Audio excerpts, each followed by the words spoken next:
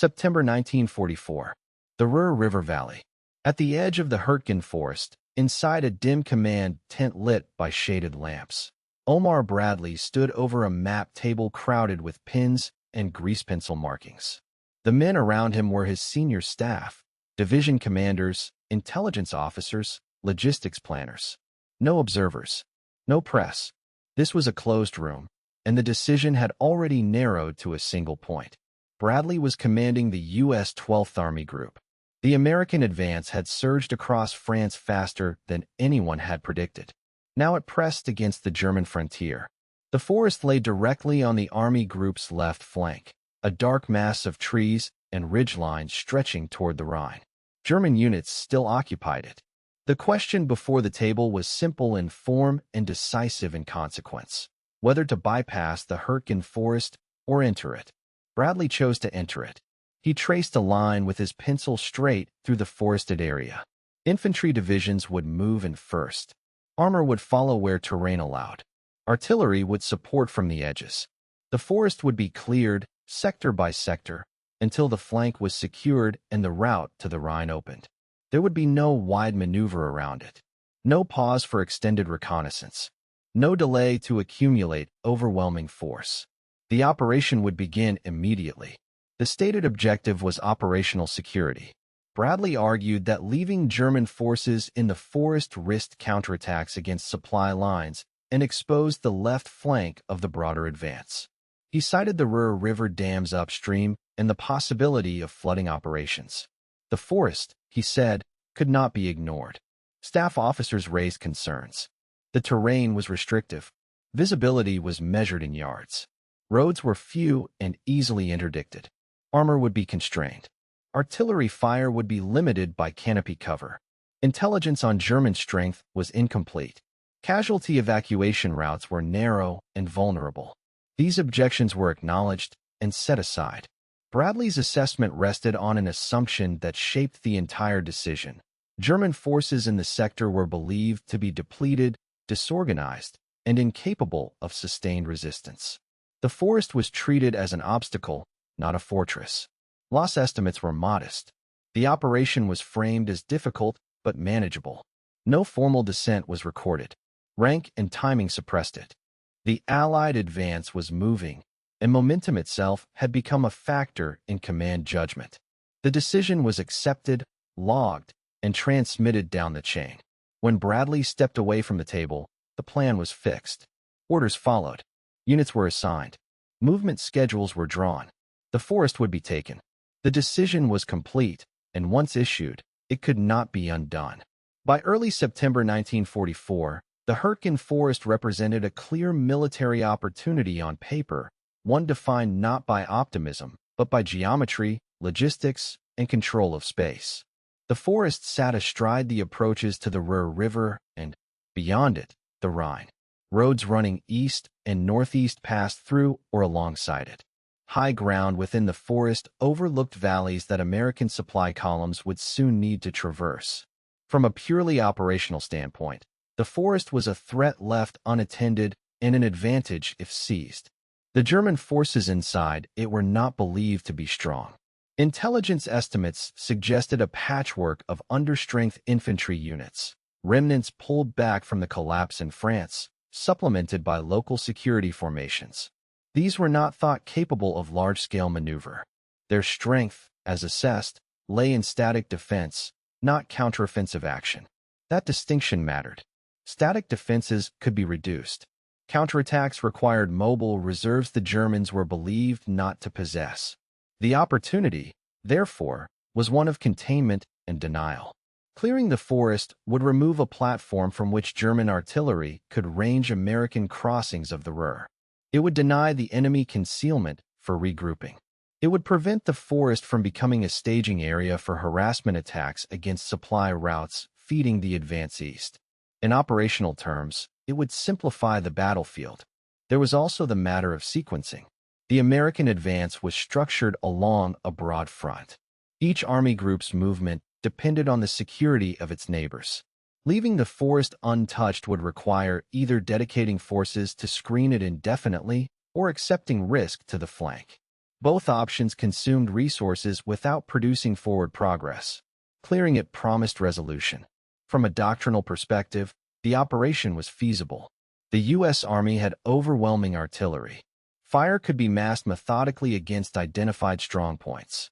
Infantry could advance in controlled phases, supported by rolling barges and localized armor where terrain permitted. Progress would be slow, but steady. This was not envisioned as a breakthrough operation. It was conceived as a deliberate reduction. Weather, at the moment of decision, was not yet prohibitive. Autumn rains had not fully set in. Roads were passable. Air support, while limited under canopy, could still operate along forest edges and supply routes. Engineers could improve trails, clear mines, and open lanes for evacuation. None of these factors suggested impossibility. Critically, the forest was finite. Unlike open maneuver space, it had boundaries. Once entered, the task became one of attrition with a defined endpoint. Each cleared sector reduced German options and compressed their remaining defenses. The assumption was that German resistance would degrade faster than American combat power. There was also a psychological dimension to the opportunity, though it was rarely stated explicitly. The American advance had been marked by speed and success. Maintaining pressure mattered. A pause to bypass or contain the forest risked ceding initiative, allowing German command time to stabilize elsewhere. Momentum was treated as a resource, and the forest stood directly in its path. From the command room view, the operation aligned with established American strengths. Superior logistics could sustain prolonged engagement. Rotational relief of divisions would prevent exhaustion. Losses, while expected, were assumed to be tolerable within replacement flows. The forest was dangerous, but danger alone did not negate opportunity. In short, the Hürtgen Forest appeared to offer a solvable problem. Control it, and the left flank was secured. Clear it, and the road to the Rhine was simplified. Reduce it methodically, and German defensive depth in the sector collapsed. The opportunity existed because the decision-makers believed time, firepower, and numbers favored them. The forest was not viewed as decisive terrain, but as obstructive terrain, something to be removed from the equation. In the abstract, that logic held. What could be done, militarily, seemed clear. What it would cost, in reality, had not yet revealed itself. Before the first units moved forward, Bradley's headquarters treated the Hürtgen operation as a problem that could be managed through preparation rather than avoided through maneuver. This was not neglect.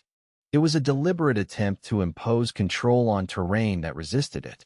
Bradley reviewed intelligence summaries daily. Reconnaissance reports identified bunker belts, suspected artillery positions, and likely avenues of approach. Minefields were plotted where they could be detected. The forest was divided into sectors, each assigned to specific divisions with clearly delineated objectives measured in limited distances, not sweeping advances. Progress was to be incremental, deliberate, and contained. Artillery planning received particular emphasis. Fire plans were drawn to compensate for limited visibility. Known and suspected German positions were pre-registered to allow immediate response once contact was made. Barrage patterns were designed to precede infantry movement by narrow margins, reducing the need for rapid target acquisition in terrain where observation was unreliable. This was textbook preparation, adapted to constraint. Engineering units were brought into the planning early. Their role was not merely supportive, but foundational.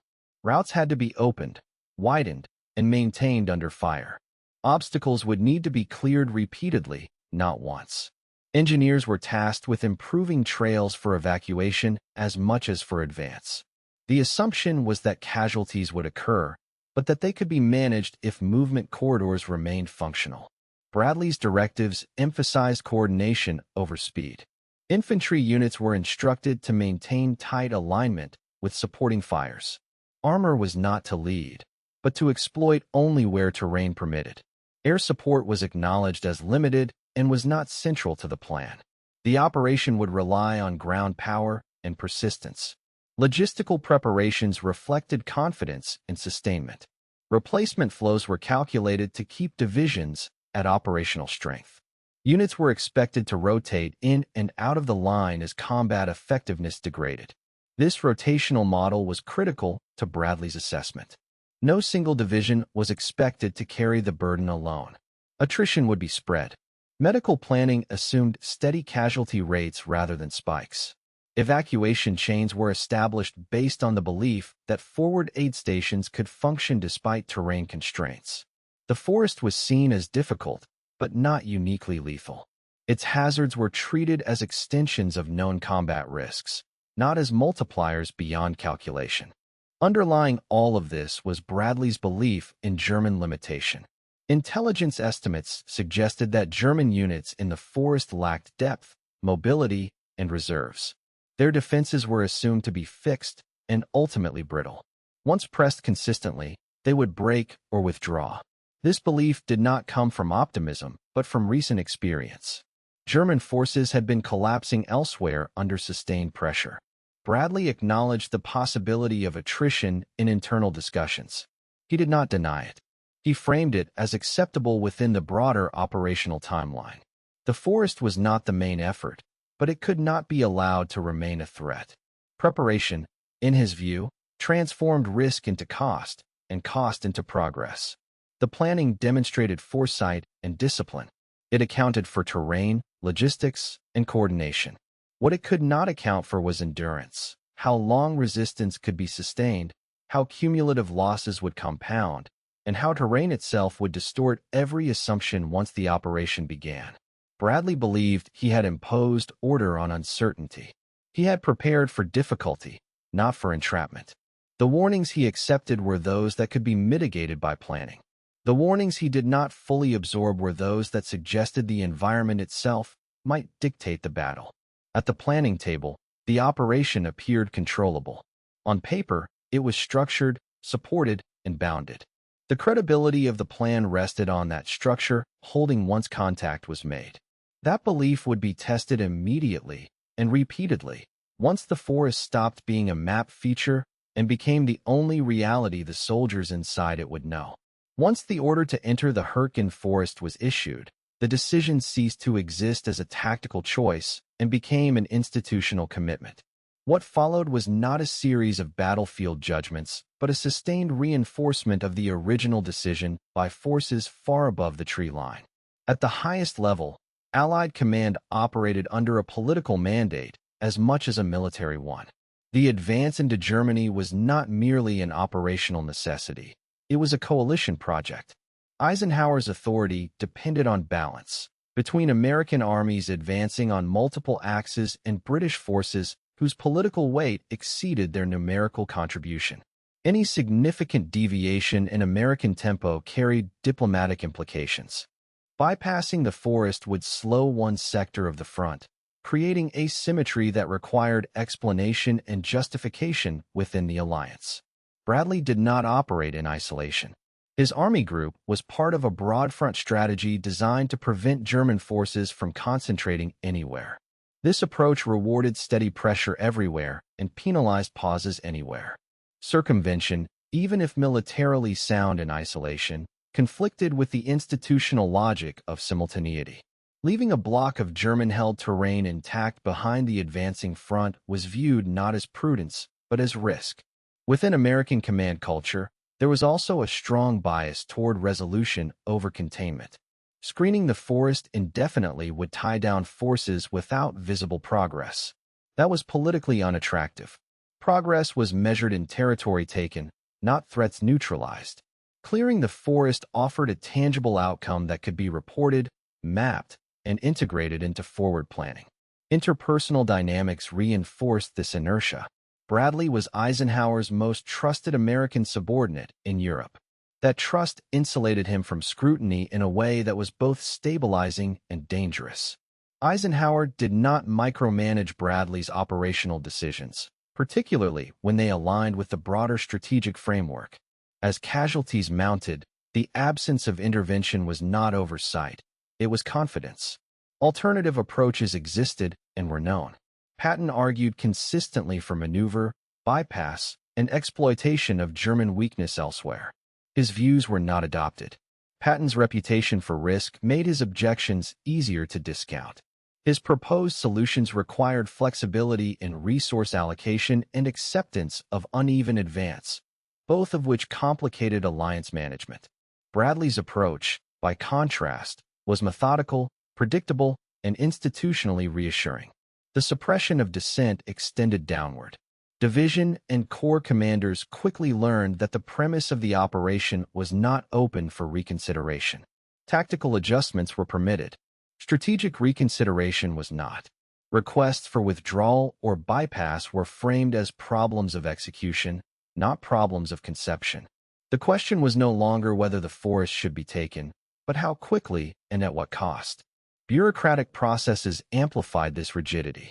Once units were committed, relief cycles, replacement schedules, and artillery allocations were set in motion. Altering the plan would require reallocation of scarce resources already promised elsewhere. The logistical system favored continuation. Stopping an operation was harder than sustaining it. There was also a narrative pressure at work. By late 1944, Allied command had absorbed a series of setbacks and disappointments. Market Garden had failed. German resistance had stiffened unexpectedly. In this environment, abandoning an ongoing operation risked being interpreted as another failure of resolve. Perseverance became a proxy for control. The forest itself acquired symbolic weight. It was framed internally as necessary ground that had to be taken because it was contested. The longer the fighting continued, the more difficult it became to justify stopping. Losses already incurred demanded validation through completion. Withdrawal would imply that those losses had been unnecessary. Institutionally, that implication was intolerable. Eisenhower's broader priorities further constrained action. He was managing not just the German front, but the political expectations of Washington and London. Stability in command relationships mattered. Bradley provided that stability. Intervening to halt or radically alter Bradley's operation would have introduced friction at a moment when cohesion was considered essential. The result was a self-reinforcing loop. Initial assumptions justified the assault. Early losses were framed as transitional. Continued losses were attributed to tactical friction rather than strategic error. Each new commitment deepened the institutional investment in the outcome. By the time evidence mounted that the forest was absorbing divisions without delivering proportional gain, the decision had already escaped the realm of choice. It was upheld by alliance politics, command loyalty, bureaucratic momentum, and the human tendency to persist once committed. Military logic alone might have favored disengagement or bypass. It did not prevail. The system did. From the moment American infantry entered the Hürtgen Forest, the decision made at the map table began converting abstraction into loss. What followed was not a single battle but a sustained condition, one that repeated itself with mechanical consistency over 5 months. Units advanced into terrain that erased their advantages on contact. Visibility collapsed to tens of yards. Orientation failed. Firepower dispersed upward into tree canopies rather than forward into enemy positions. Artillery shells burst overhead, turning trees into weapons. The forest absorbed energy and returned fragments. The first divisions encountered resistance that did not behave as expected. German units did not collapse under pressure. They did not withdraw in disorder. They fought from prepared positions that could not be identified until they were engaged. Small groups inflicted disproportionate damage, then disappeared into terrain that offered them concealment and protection. Progress was measured in yards, not miles. Each advance required deliberate clearing, often repeated as positions were retaken by German counterattacks once American units moved past them. Terrain negated momentum. There was no breakthrough, only compression. As losses mounted, divisions were rotated exactly as planned. Fresh units entered with the same objectives and the same assumptions. They encountered the same conditions and produced the same results. The forest did not change. Only the units did. The 9th Infantry Division was among the first to absorb the pattern. Casualties accumulated rapidly, not through dramatic engagements, but through continuous exposure. Mines, artillery, machine gun fire, and weather combined into a constant attritional drain. Combat effectiveness eroded before objectives were secured. The pattern intensified when the 28th Infantry Division entered in November. Elements of the division penetrated deep enough to seize Schmidt, a village positioned as a local objective of symbolic importance.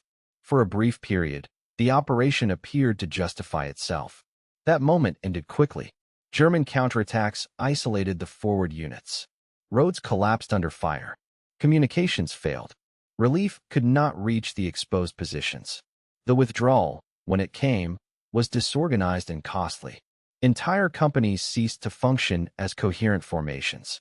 In 6 days, the division suffered losses approaching half its strength. The terrain ensured that every failure compounded the next. Evacuation routes were narrow and under observation. Wounded accumulated faster than they could be removed. Medical stations operated under fire. Weather turned rain into mud, then mud into ice. Exposure became an additional enemy. Armor, when committed, rarely survived intact. Tanks bogged down or were channeled into predictable paths covered by German weapons. Their destruction did not alter the balance. It reinforced German confidence that American strength could be neutralized. Air support remained largely irrelevant. Canopy and weather prevented effective targeting. The forest isolated the fight from the air war entirely. What occurred inside it was decided at ground level by small units, repeatedly committed into prepared kill zones. The German defenders did not need to win. They needed only to endure. Each American attack consumed manpower and time at a rate that favored the defense. When German forces eventually withdrew from certain sectors, they did so because their broader situation required it, not because they had been decisively defeated in the forest. As weeks became months, the original operational rationale eroded. The forest was not cleared quickly. It was not secured decisively. It became a holding action masquerading as an offensive. Yet the commitment continued. Losses accumulated without producing proportional gain. Supply lines strained under the effort. Replacement troops arrived with minimal training and entered an environment that punished inexperience immediately. Veteran units were reduced to cadres. Morale degraded into endurance. The forest did not offer decisive terrain once taken.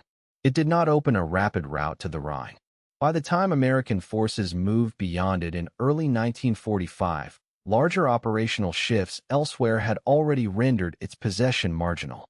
By February, the ledger was clear. Over 30,000 American casualties had been incurred. The forest had consumed divisions sequentially, with little strategic return. German forces withdrew when it suited them, leaving behind ground saturated with loss rather than victory. What remained was evidence. Evidence that assumptions about enemy weakness had been incorrect. Evidence that terrain had dictated outcomes more decisively than planning.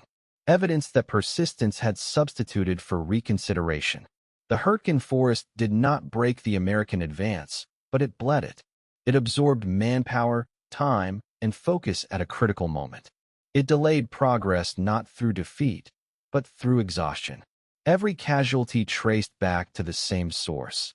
The decision to enter rather than bypass, reinforced repeatedly as cost increased. The battlefield did not create the outcome. It recorded it. By the time the forest ceased to matter operationally, it had already fulfilled its role. It had transformed a command room decision into a prolonged attritional ordeal, measurable not in objectives achieved, but in men expended. The consequence was not sudden or dramatic. It was cumulative, grinding, and irreversible. In the post-war record, the Hürtgen Forest emerged not as a contested memory, but as a documented liability. Unlike more visible failures, it did not require reinterpretation. The evidence was already fixed in casualty reports, operational summaries, and internal correspondence written while the fighting was still ongoing. Official U.S. Army histories acknowledged the scale of loss with restrained language. The numbers were recorded without embellishment. Tens of thousands of casualties. Months of engagement. Minimal territorial gain. The forest was eventually described as terrain that offered no decisive advantage once taken and no decisive threat if left contained. That assessment came too late to matter. Bradley's own memoirs treated the Hürtgen Forest briefly. He noted the difficulty of the terrain, the unexpected persistence of German resistance, and the strain imposed on American units. What he did not do was frame the operation as a mistake. The forest appeared as one challenge among many, absorbed into a broader narrative of advance.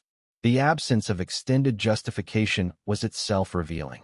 The operation required no defense because it had never been formally questioned. Internal reviews conducted by the Army after the war were more direct. Analysts concluded that the forest could have been bypassed or isolated without jeopardizing the advance to the Rhine. German control of the Ruhr River dams, cited as a primary justification for the assault, was determined not to have required immediate seizure of the forest itself. Alternative methods of neutralization existed and were later employed elsewhere. German post-war testimony reinforced these conclusions. German commanders described the forest as ideal defensive terrain, one that magnified the effectiveness of limited forces. They confirmed that their objective had not been to hold indefinitely, but to delay and attrit. In that, they succeeded beyond expectation. The forest achieved its purpose not because of German brilliance, but because American forces entered it under assumptions that did not align with reality. Veterans' accounts were consistent across units and time. The forest was described as disorienting, exhausting, and uniquely punishing. Comparisons were made to Normandy, to Italy, to later fighting in Germany. The conclusion was uniform. The Hürtgen Forest was worse, not because of enemy strength, but because the environment imposed constant exposure without relief. What stands out in the post-war record is not disagreement, but silence at the level of accountability. No inquiry was convened. No command was relieved. No doctrine was formally revised as a direct result. The losses were absorbed into the cumulative cost of victory. The contrast with other operations was striking. Market Garden, which cost fewer Allied lives and lasted days rather than months, generated immediate controversy and enduring debate. The Hürtgen Forest, which consumed American divisions over an entire season, did not. The difference lay not in outcome, but in politics. Bradley was trusted. Eisenhower shielded him. The alliance required stability more than correction. Later historians would describe the forest as an avoidable battle. That judgment did not emerge from hindsight alone. It was supported by documents written at the time, by alternatives proposed and rejected, and by results that failed to justify the cost. The operation did not shorten the war. It did not materially shape the crossing of the Rhine. It did not prevent later German offensives. By the time American forces moved beyond the forest in early 1945, the strategic context had already shifted. The German army was collapsing elsewhere. The forest no longer mattered. Its relevance ended only after its cost had been fully paid. In the archival record, the Hürtgen Forest remains a closed file. The facts are stable.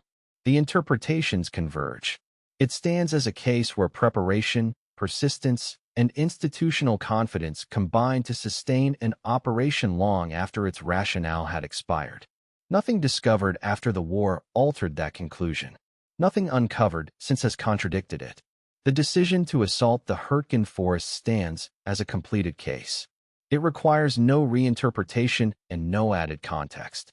The outcome followed directly from the choice made in September 1944 and from the refusal to reverse it once evidence accumulated. The forest was entered to secure a flank and simplify the advance to the Rhine. It achieved neither decisively. Instead, it absorbed American combat power for 5 months and returned little of operational value. Over 30,000 casualties were incurred in terrain that offered no decisive leverage once taken and posed no decisive threat if bypassed. The failure was not tactical. Units fought as ordered. Planning was detailed. Preparation was serious. The failure lay at the level of decision. Assumptions about German weakness were wrong. Assumptions about terrain were incomplete. Most critically, the assumption that persistence would eventually substitute for maneuver proved false. Political and institutional pressures ensured the decision endured. Alliance management, command loyalty, bureaucratic momentum, and fear of acknowledging sunk cost combined to suppress reconsideration. Once committed, The operation was sustained because stopping it carried implications leadership was unwilling to confront. No commander was relieved. No inquiry followed. The losses were recorded, not adjudicated. The system absorbed them and moved on. The forest did not change the course of the war. It did not shorten it. It did not meaningfully shape the final advance into Germany. Its legacy exists solely in the cost it extracted. That cost was not accidental. It was the predictable outcome of a command room decision reinforced long after its justification expired. The case is closed. If you want more investigations into decisions that shaped wars before the consequences were visible, subscribe. If you have a view on this decision, leave it in the comments.